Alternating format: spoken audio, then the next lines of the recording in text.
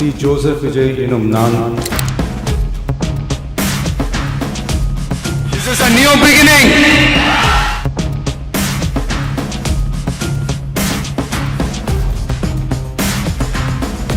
तमिलनाडु की राजनीति में इस वक्त एक चेहरे ने तूफान ला दिया है, जिसकी चर्चा अब पूरे देश में हो रही है। फिल्मों में सिस्टम से लड़ने वाला हीरो अब असल जिंदगी में सत्ता चला रहा है और सबसे दिलचस्प बात यह है कि मुख्यमंत्री बनने के बाद थलपति विजय के कई फैसले लोगों को उत्तर प्रदेश के मुख्यमंत्री योगी आदित्यनाथ की याद दिला रहे हैं। कहीं बुलडोजर चल रहा है, कहीं माफियाओं पर शिकंजा कसा जा रहा है, कहीं महिलाओं की सुरक्षा के लिए स्पेशल फोर्स बनाई जा रही है, तो कहीं प्रशासन को एक्शन मोड में धकेला जा रहा है। सोशल मीडिया पर लोग कह रहे हैं कि साउथ को अपना योगी मिल गया, तो कुछ लोग विजय को नायक फिल्म वाला अनिल कपूर बता रहे हैं जो सिस्टम बदलने निकला है। लेकिन सवाल ये है, क्या सच में तमिलनाडु के मुख्यमंत्री विजय योगी मॉडल से प्रेरित हैं? क्या उनके फैसलों में यूपी मॉडल की झलक दिखाई दे रही है? और क्या दक्षिण भारत की राजनीति अब एक नए एक्शन पॉलिटिक्स मॉडल की तरफ बढ़ रही है? आज के इस एक्सप्लेनर में हम बात करेंगे मुख्यमंत्री बनने के बाद विजय के उन फैसलों की जिन्होंने लोगों को योगी आदित्यनाथ की याद दिला दी है। नमस्कार, मेरा नाम है ऋचा पराशर और आप देख रहे हैं वन इंडिया हिंदी।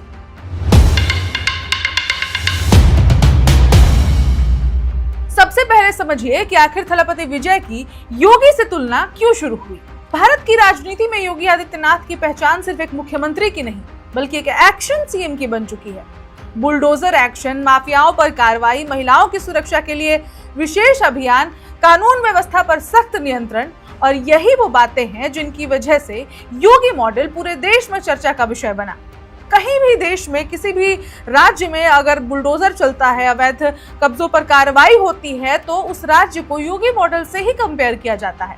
और अब तमिलनाडु में भी विजय के शुरुआती फैसलों में भी लोगों को वैसे ही आक्रामक प्रशासनिक शैली दिखाई दे रही है। बुलडोजर एक्शन और योगी मॉडल की चर्चा। तमिलनाडु में सबसे ज्यादा सुर्खियां जिस फैसले ने बटोरी वो था विजय सरकार का बुलडोजर एक्शन। चेन्नई के पेरंबूर इलाके में वर्षों से लोग एक सड़क की मांग कर रहे थे। स्कूल जाने वाले बच्चों को लंबा चक्कर लगाकर जाना पड़ता था। छोटे छोटे बच्चे काफी दूरी तय करते थे, गर्मियों से परेशान होते थे, लेकिन रास्ता नहीं था। स्थानीय लोग कई सरकारों से गुहार लगाते रहे, सरकारें आती गई, सरकारें जाती गई, लेकिन समस्या जस की तस रही। फिर मुख्यमंत्री बने थलपति विजय। उन्होंने फाइल मंगवाई, रिपोर्ट देखी और तुरंत अवैध कब्जों को हटाने का आदेश दे दिया। बुलडोजर चला, दीवारें टूटी और कुछ ही दिनों में बच्चों के लिए एक नया रास्ता तैयार हो गया। अब यही वो पल था जब सोशल मीडिया पर लोगों ने कहना शुरू कर दिया कि ये तो साउथ का बुलडोजर मॉडल है, क्योंकि उत्तर प्रदेश में भी योगी सरकार की पहचान तेज कार्रवाई और बुलडोजर एक्शन से जुड़ी रही है। माफिया हो, अवैध कब्जा हो या फिर सरकारी जमीन पर अतिक्रमण, योगी सरकार ने बुलडोजर को प्रशासनिक सख्ती का प्रतीक बना दिया। और अब तमिलनाडु में विजय की कार्रवाई ने उसी मॉडल की याद दिला दी है। माफियाओं और ड्रग नेटवर्क पर सख्ती। योगी मॉडल की सबसे बड़ी पहचान क्या रही? माफियाओं पर सीधा वार। उत्तर प्रदेश में योगी सरकार ने अपराधियों की संपत्ति जब्त करवाने, गैंगस्टर एक्ट लाने और आर्थिक नेटवर्क तोड़ने की नीति अपनाई। अब तमिलनाडु में विजय सरकार भी उसी तरह की भाषा बोलते दिखाई दे रहे हैं। मुख्यमंत्री विजय ने आदेश दिया है कि स्कूल और कॉलेजों के आसपास ड्रग्स बेचने वालों की संपत्ति जब्त की जाए। यानी सिर्फ गिरफ्तारी नहीं, बल्कि आर्थिक कमर तोड़ने की तैयारी। सरकार ने साफ संकेत दिए हैं कि नशे का कारोबार करने वालों को सिर्फ जेल भेजना काफी नहीं होगा, उनकी चल अचल संपत्तियों तक कार्रवाई की जाएगी। राजनीतिक विश्लेषकों का कहना है कि यही वो बिंदु है जहां विजय की कार्यशैली योगी मॉडल के सबसे करीब दिखाई देती है, क्योंकि योगी सरकार ने भी तो यही संदेश दिया था, अपराध सिर्फ कानून का मुद्दा नहीं, सिस्टम पर हमला है। और अब विजय सरकार भी तमिलनाडु में उसी तरह का जीरो टॉलरेंस नैरेटिव बनाने की कोशिश कर रही है। महिलाओं की सुरक्षा के लिए सिंगपेन स्पेशल फोर्स। आपको याद होगा, उत्तर प्रदेश में योगी सरकार ने महिलाओं की सुरक्षा को लेकर एंटी रोमियो स्क्वाड जैसे अभियान चलाए थे। सार्वजनिक जगहों पर पुलिस की गश्त बढ़ाई गई थी। महिला हेल्पलाइन नंबर, स्पेशल सुरक्षा यूनिट्स पर जोर दिया गया था। अब तमिलनाडु में विजय सरकार ने सिंगपेन स्पेशल फोर्स लॉन्च की है। तमिल में सिंगपेन का मतलब होता है शेरनी।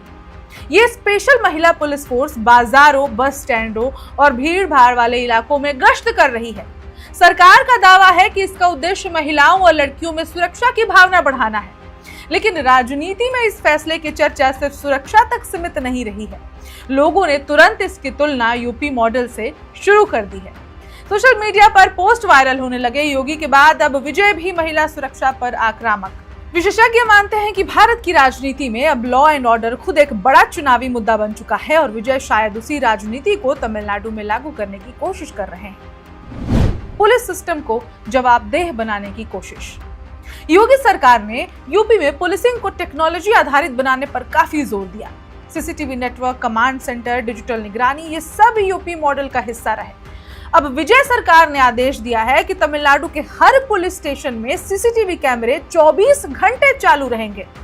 इतना ही नहीं, अब शिकायत दर्ज कराने की पूरी प्रक्रिया वीडियो रिकॉर्डिंग भी अनिवार्य होगी उसमें। सरकार का तर्क है कि इससे पुलिस की जवाबदेही बढ़ेगी और भ्रष्टाचार कम होगा। राजनीतिक विश्लेषक इसे भी योगी मॉडल से जोड़कर देख रहे हैं, क्योंकि दोनों सरकारें कानून व्यवस्था को सिर्फ राजनीतिक मुद्दा नहीं बल्कि प्रशासनिक ब्रांडिंग का हिस्सा भी मान रही हैं। Working CM image. Yogi Adityanath की राजनीति में एक चीज हमेशा दिखाई देती है, कड़ी दिनचर्या और प्रशासनिक अनुशासन। सुबह से देर रात तक बैठकें, फाइल समीक्षा, अचानक निरीक्षण, यही उनकी कार्यशैली की पहचान बनी। अब विजय भी खुद को वर्किंग सीएम के रूप में पेश कर रहे हैं। सुबह समय पर सचिवालय पहुंच जाते हैं, लगातार समीक्षा बैठकें करते हैं, फाइलों पर तेजी से निर्णय लेते हैं और खुद को वीआईपी के बजाय वर्किंग लीडर के रूप में दिखाई पड़ते हैं। यानी जनता के बीच ये संदेश देना कि सरकार सिर्फ इवेंट मैनेजमेंट नहीं बल्कि एक्शन मोड में है। और यही वजह है कि सोशल मीडिया पर लोग लगातार योगी विजय की तुलना कर रहे हैं। लेकिन यहाँ सबसे बड़ा सवाल आता है, क्या विजय सच में योगी मॉडल की कॉपी कर रहे हैं? अब देखिए, राजनीति में कोई मॉडल पूरी तरह से कॉपी तो नहीं हो सकता है। हर राज्य की परिस्थितियां अलग होती हैं। उत्तर प्रदेश की राजनीति धर्म, जाति और बड़े पैमाने की कानून व्यवस्था की उनकी चुनौतियों से प्रभावित रही है। वहीं तमिलनाडु की राजनीति लंबे समय तक द्रविड़ विचारधारा, सिनेमा और कल्याणकारी राजनीति के इर्द गिर्द घूमती रही है। लेकिन अब पहली बार तमिलनाडु में सख्त प्रशासन और एक्शन पॉलिटिक्स को भी बड़े स्तर पर ब्रांड किया जा रहा है और यही बदलाव लोगों को सबसे ज्यादा चौंका रहा है। एक और दिलचस्प बात समझिए, थलपति विजय सिर्फ राजनेता नहीं, वो सुपरस्टार भी हैं। उनकी फिल्मों में अक्सर एक कॉमन थीम दिखाई देती रही है, सिस्टम से लड़ने वाला अकेला हीरो, भ्रष्टाचार के खिलाफ एक्शन, गरीबों के लिए लड़ाई। और अब मुख्यमंत्री बनने के बाद लोगों को लग रहा है कि विजय वही रियल लाइफ वाला जो इमेज है उनका, वही राजनीति में उतार रहे हैं। यही वजह है कि उनकी तुलना सिर्फ योगी से नहीं बल्कि अनिल कपूर की फिल्म नायक से भी हो रही है, जहां आम आदमी सिस्टम बदलने निकल पड़ता है। हालांकि विपक्ष इस पूरे नैरेटिव पर सवाल भी उठा रहा है। कुछ लोग कह रहे हैं कि ये सिर्फ शुरुआती पब्लिसिटी है, कुछ इसे फिल्मी राजनीति बता रहे हैं, तो कुछ का कहना है कि असली चुनौती लंबे समय तक प्रशासन चलाने में होगी, क्योंकि शुरुआती फैसले लेना आसान होता है लेकिन उन्हें जमीन पर लगातार लागू रखना सबसे ज्यादा मुश्किल काम होता है। फिर भी एक बात तो साफ है, तमिलनाडु की राजनीति में इस वक्त जो छवि बन रही है वो पारंपरिक द्रविड़ राजनीति से थोड़ी अलग जरूर दिखाई दे रही है। यहाँ अब वेलफेयर पॉलिटिक्स के साथ साथ सख्त प्रशासन भी नया राजनीतिक ब्रांड बनता दिख रहा है। और अगर विजय इसी तरह तेज फैसले लेते रहे तो आने वाले समय में उन्हें सिर्फ तमिलनाडु का नेता नहीं बल्कि राष्ट्रीय राजनीति के बड़े चेहरों में भी गिना जा सकता है। तो अब सवाल एक बार वही आ रहा है, क्या तमिलनाडु को अपना योगी मॉडल मिल गया है? क्या विजय सच में नायक वाले अवतार में राजनीति बदलने निकले हैं या फिर ये सिर्फ शुरुआती इमेज बिल्डिंग है? फिलहाल इतना जरूर है कि मुख्यमंत्री बनने के कुछ ही दिनों में विजय ने पूरे देश का ध्यान अपनी ओर खींच लिया है। और राजनीति में सबसे बड़ी ताकत क्या होती है? नैरेटिव। इस वक्त तमिलनाडु में वही नैरेटिव बन रहा है, एक्शन सीएम विजय। इस खबर में इतना। This is a new beginning.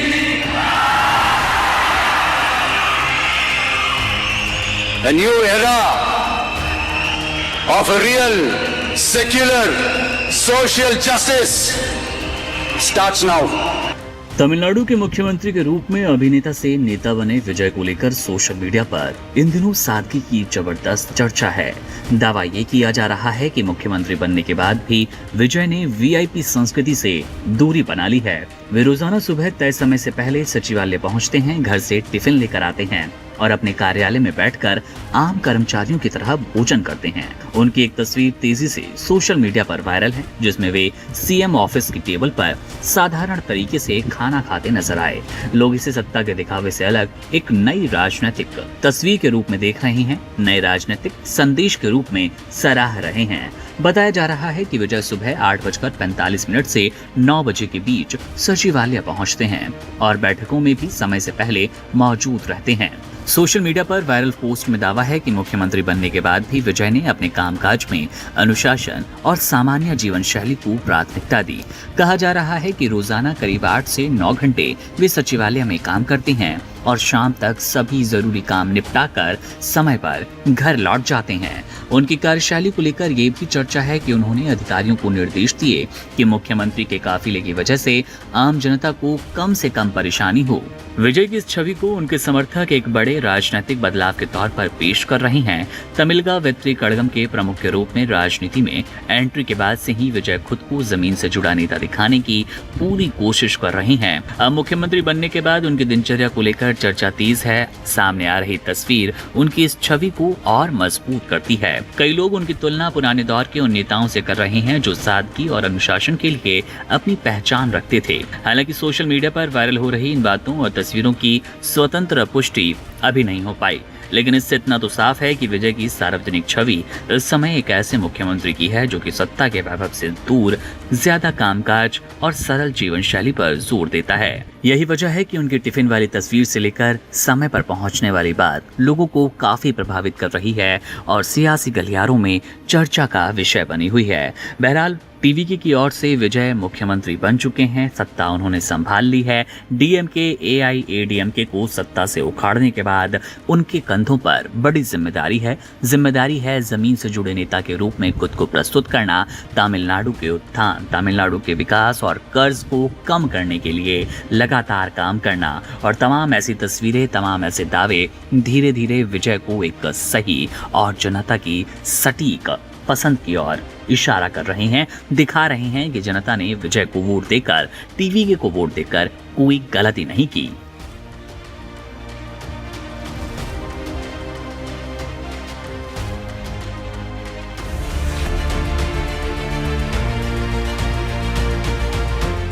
Tamil Nadu की राजनीति में इस वक्त सबसे ज्यादा चर्चा अभिनेता से नेता बने थलापति विजय की हो रही है। अब विजय को लेकर एक ऐसा घटनाक्रम सामने आया है जिसने साउथ इंडिया की राजनीति को अंतर्राष्ट्रीय स्तर पर सुर्खियों में ला दिया है। मलेशिया के प्रधानमंत्री अनवर इब्राहिम ने खुद थलापति विजय को फोन किया और उनसे बातचीत की। ये बातचीत ब्रिक्स समिट से पहले हुई, जिसके बाद राजनीतिक गलियारों में चर्चाएं तेज हो गई हैं। साउथ सिनेमा के सुपरस्टार सी जोसेफ विजय राजनीति में एंट्री लेते ही तमिलनाडु के मुख्यमंत्री बन गए हैं और 10 मई को तमिलनाडु की सत्ता संभाली है। जिन्हें राजनीति में नौसिखिया समझा जा रहा था, वो फिल्मों के दिनों में ही विदेशों की राजनीति में अपनी लोकप्रियता बना चुके हैं। आलम यह है कि एक देश के प्रधानमंत्री जो खुद को कई बार विजय का बहुत बड़ा फैन बता चुके हैं, उन्होंने हाल ही में एक फोन कॉल घुमाकर तमिलनाडु की राजनीति में तगड़ा भूचाल ला दिया है। इस प्रधानमंत्री ने फोन कॉल के बाद सोशल मीडिया पर एक पोस्ट शेयर करके विजय की तारीफों के ऐसे पुल बांधे हैं जिसे देखकर हर कोई हैरान रह गया है। दरअसल मलेशिया के प्रधानमंत्री अनवर इब्राहिम ने खुद सोशल मीडिया पर थलापति विजय के साथ अपनी बातचीत का खुलासा किया है और उनकी जमकर तारीफ की है। इतना ही नहीं, मलेशियाई पीएम ने यह भी ऐलान कर दिया है कि वो सितंबर में होने वाले ब्रिक्स समिट के लिए भारत आ रहे हैं और इस दौरान वे खास तौर पर थलापति विजय से मिलने तमिलनाडु भी जा सकते हैं। बता दें कि विजय और पीएम अनवर इब्राहिम के बीच काफी पहले से ही दोस्ताना रिश्ते हैं। इस बातचीत का जिक्र करते हुए मलेशिया के प्रधानमंत्री अनवर इब्राहिम ने सोशल मीडिया में लिखा कि आज मैंने अपने मित्र सीएम विजय से बातचीत की और उनसे हालचाल जाना। साथ ही तमिलनाडु की जनता के लिए जिस बड़ी जिम्मेदारी को वे निभा रहे हैं, उसके लिए मैंने एक बार फिर उन्हें बधाई दी। मैंने उन्हें यह भी बताया कि मैं सितंबर में ब्रिक्स समिट में शामिल होने के लिए और पीएम मोदी से मिलने के लिए भारत आऊंगा और यदि अवसर मिला तो मैं तमिलनाडु का भी एक संक्षिप्त दौरा करूंगा। ईश्वर सीएम विजय को जनता के कल्याण और तमिलनाडु के उज्जवल भविष्य के लिए बेहतर नेतृत्व और शासन करने के लिए निरंतर शक्ति और विवेक प्रदान करें। मलेशिया में तमिल मूल के लोगों की एक बहुत बड़ी आबादी रहती है जो वहां की राजनीति और अर्थव्यवस्था में बड़ी अहमियत रखती है। थलापति विजय जब फिल्मों में थे तब भी मलेशिया में उनकी फिल्मों का क्रेज रजनीकांत जैसा होता था और वहां का तमिल समुदाय उन पर जान छिड़कता है। अब जब विजय ने फिल्में छोड़कर सीधे राजनीति के मैदान में उतरकर तमिलनाडु की कमान संभाल ली है, तो मलेशियाई सरकार के लिए भी उनके साथ अच्छे संबंधों का शो ऑफ जरूरी हो गया है। अनवर इब्राहिम जानते हैं कि विजय के साथ उनकी ये बॉन्डिंग मलेशिया के तमिल वोटर्स और दोनों देशों के सांस्कृतिक रिश्तों को और ज्यादा मजबूत करेगी।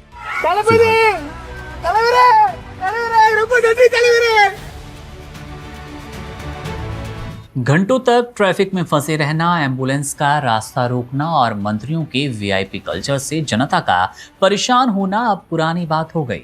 तमिलनाडु के नए सीएम थलपति विजय ने सड़कों पर बिना कोई जाम लगाए काम पर निकलने का एक ऐसा कमाल का तरीका पेश किया जिसने पूरे देश का ध्यान अपनी ओर खींच लिया। जब उनका काफिला सड़कों पर निकलता है तो पूरी सड़क बंद करने की बजाय सिर्फ कुछ प्लास्टिक के ट्रैफिक कोन्स लगाकर एक छोटी सी अलग लेन बना दी गई। इस लेन से सीएम की गाड़ियां आराम से गुजरी और बगल से आम जनता की गाड़ियां भी बिना किसी रोक टोक के मजे से चलती नजर आई। और इसी बीच कई वीडियो सोशल मीडिया पर ऐसे वायरल हुए जिसमें थलपति विजय के फैंस उनसे बात करते भी नजर आए। थलपति विजय के फैंस साथ में सेल्फी लेने की कोशिश भी करते दिखाई दे। साफ तौर पर आप देख सकते हैं कि एक ही सड़क पर दोनों गाड़ियां चल रही है और फैंस कितने खुश हैं क्योंकि उन्हें किसी ट्रैफिक जाम में नहीं फंसना, उन्हें किसी देरी से गुजरना नहीं पड़ेगा। इस पूरे आइडिया का सबसे बड़ा फायदा ये है कि आम आदमी की रफ्तार अब वीआईपी कल्चर थाम नहीं पाएगा।